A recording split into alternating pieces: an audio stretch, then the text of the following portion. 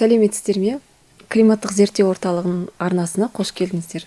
Бүгін менімен бірге студияда Бейбіт. Бейбіт, қош келдіңіз. Қош көрдік болсын. Соңғы уақыттарда планетамыз бойынша климаттық апаттар күшейіп жатыр. Температураның бірден жоғары көтерілуі, жер сілкіністері, дауылдар, вулкандардың атқылауы, осылардың барлығы байқалып жатыр. Неліктен осындай соңғы 10 жылдықта осындай жағдайлар көбейіп жатыр, яғни апаттардың саны да, жиілігі де, күші де артып келеді. Бұл сұрақтың жауабына келетін болсақ, негізгі бір себептеріне келейік, ол мынау дүниежүзілік мұхиттың теңіздердің себептен тыс, шамадан тыс жылып қызуымен байланысты. Бірден айтып кетейін, бұл жаһандық жылынудың салдары ғана емес, адамдардың да іс-әрекетімен де емес, және жердің ішіндегі күрделі процестермен байланысты деп айтуға болады. Сонымен Бейбіт, мұхиттардың қызып кетуіне қандай себептер болып жатыр? Негізінен келетін болсақ, олар екі себеп. Біріншісі ол жердің ішіндегі геодинамикалық процестер, ал екіншісі ол антропогендік фактор, яғни мұхиттың ластануы. Біз осы екі факторға аз-аздан болса да тоқталып, көрермендерімізге түсіндіріп кетуге тырысамыз. Біріншісі ол жаңағы геодинамикалық процестер, жердің ішіндегі жаңағы магма мантияның қайнап, қызудың жерден бетінен космосқа шықпауына байланысты, яғни жердің ішіндегі жылу, қызу жиналып жатыр. Жиналып, жаңа ядро тұрақсыз болғандықтан мұхиттың сулары жылып, қайнап, булануда көбейіп жатыр. Енді екінші, бұл сұрақтың жауабына келсек, екіншісі ол жаңағы екінші себебі бірінші мен екінші себеп бір-бірімен тікелей қатысты деп айтуға болады. Екінші себебі жаңа антропогендік фактор деп айттық қой, мұхиттың ластануы, яғни жаңағы нанопластикпен мұхиттарды ластап толтырғанымыздан кейін, былайша айтқан кезде мұхиттың бетінде пластик көрпеше болып жамылып тұр, соның салдарынан жылу жердің сыртына шықпай жатыр, жиналып жатыр. Міне осы екі процесс бірігіп судың булануына әкеліп жатыр. Соның салдарынан жаңағы айтып кеткен табиғи апаттар, жауын-шашын, дауыл, тайфундар көптігінен кездесіп жатыр, және олардың күштері де, сандары да артып келеді күннен күнге. Жаңа сіз айтып кеткендей, мұхиттың асты ластанып жатыр, сондықтан да климаттық апаттар көбейіп жатыр дедіңіз, иә?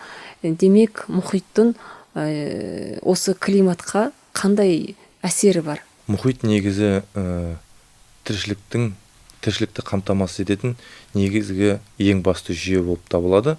Шамалы мұхит туралы айтып кететін болсақ, жер бетінің 71%-ын мұхиттар мен теңіздер орналасқан.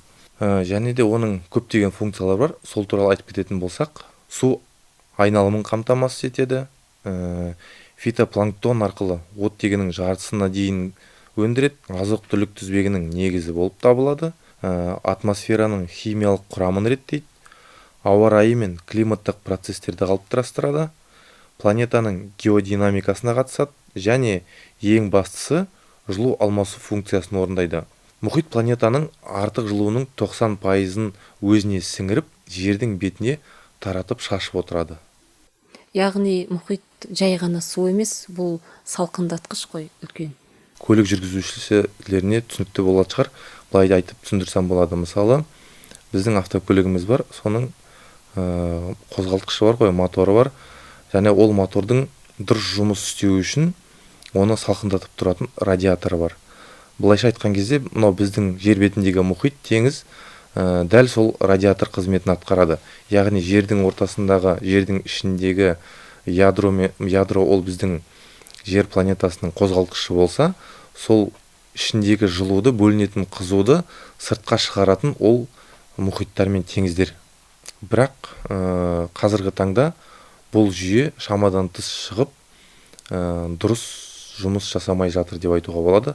Соның салдарынан жаңағы басында айтып кеткендегідей климаттық апаттар күшеюде.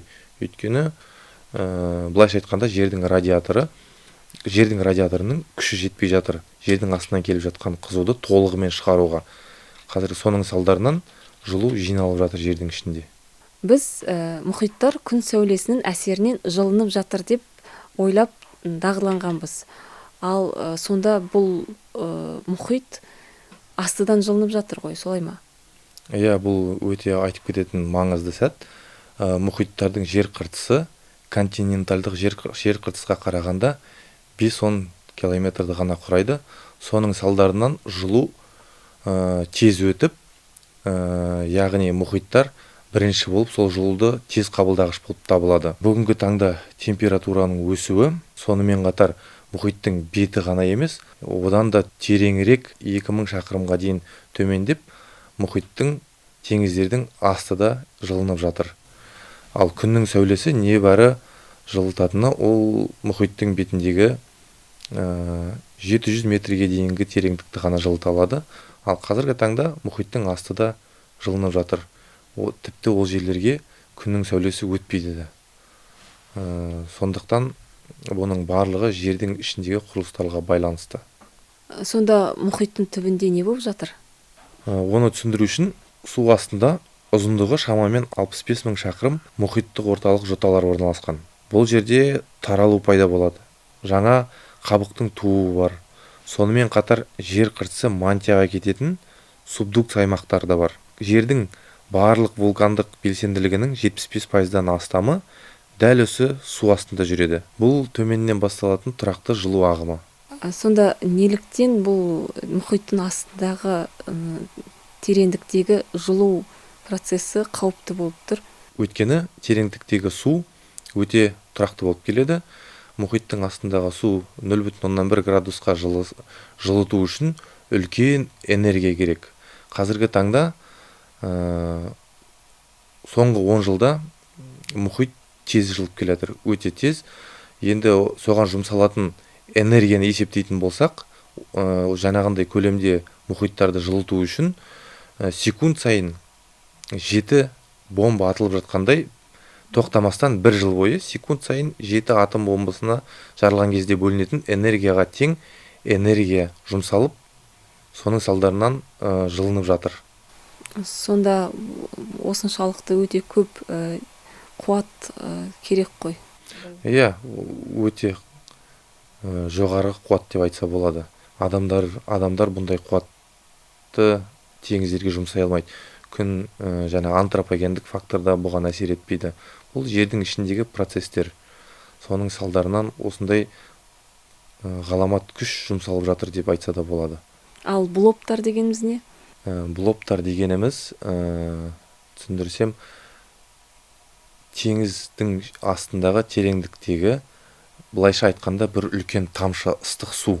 Жаңағы мұхит астынан жылып жатыр ғой, сол жылыған су көтеріліп, тамшы тәріздес болып, судың бетіне қарай көтерілуі. Сол блоп деп аталады.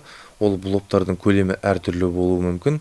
Кейбір блоптар бір мемлекеттің территориясына тең болуы да мүмкін.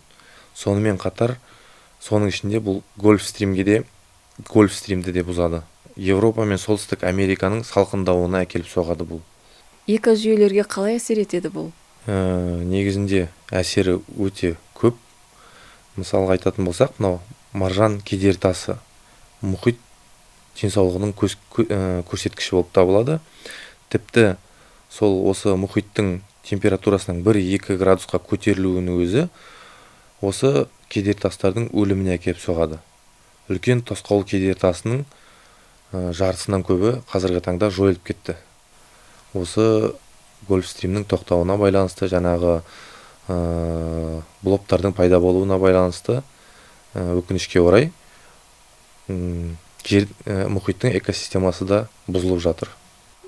Енді жалпы осы мұхиттардың климаттың өзгеруіне себептерін сіз айтып өтсеңіз қорытындылап. Қазіргі таңда мұхит тек қана сыртынан жылып жатқан жоқ, сонымен қатар ішінен де қызып жылынып жатыр. Бұл енді біздің мұхит жаңағы шамадан тыс жүктеліп өзінің функциясынан айырыла бастағанды білдіреді. Бұл жерде адамдардың да фактор бар, біздің антропогендік фактор, мұхитты пластикпен ластағанымыз да бар. Егер де осылай барлығы жалғаса беретін болса, біз мынау қайтымсыз нүктеге жақындаймыз. Ал ол қайтымсыз нүктеге жақындап одан өтіп кететін болсақ, біз ары қарай ештеме істей алмай қалуымыз да мүмкін. Сондай өкінішті жағдайлар болуы мүмкін. Соны болдыртпауға тырысуымыз керек негізінде. Келесі подкасттарда осы процесстерге адамдардың рөлі туралы және де тағы да басқа не нәрсені өзгерте аламыз, сол туралы айтатын боламыз. Бізбен бірге болғандарыңыз үшін рахмет. Бұл климатты зерттеу орталығының арнасы. Кездескенше қош сау болыңыздар.